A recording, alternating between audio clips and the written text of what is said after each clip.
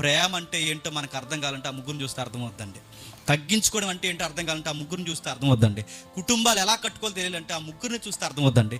సేవ ఎలా చేయాలో తెలియాలంటే ఆ ముగ్గురు, ఒక్కటేంటి మన లైఫ్లో ఎలా జీవించాలో మనకు తెలియాలంటే ఆ ముగ్గురి మధ్య ఉన్న అనురాగం, తగ్గింపు, ప్రేమ ఇవన్నీ చూస్తే ఇలా బతకాలని మనకు అర్థమవుద్ది. నువ్వు ప్రేమను ఎలా చూసావని అడిగితే ఈడు అన్నాడట, మా అమ్మని చూసి నేర్చుకున్నాను అన్నాడు. అడుగుతాను, మీ అమ్మ ప్రేమకు నువ్వు ఎంత విలవిల్లాడిపోతే దేవుని ప్రేమ అంటే ఏంటి అర్థమైతే నువ్వు ఎంతగా మారిపోతావు తెలుసా?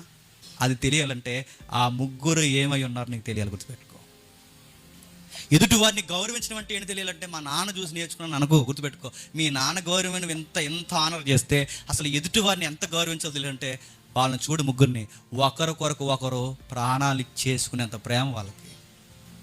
తండ్రి నీ చిత్తం సిద్ధించడానికి అవసరమైతే చెప్పండి, నా ప్రాణాన్ని తృణప్రాయంగా, అది ప్రేమ అంటే, అది తగ్గింపు అంటే.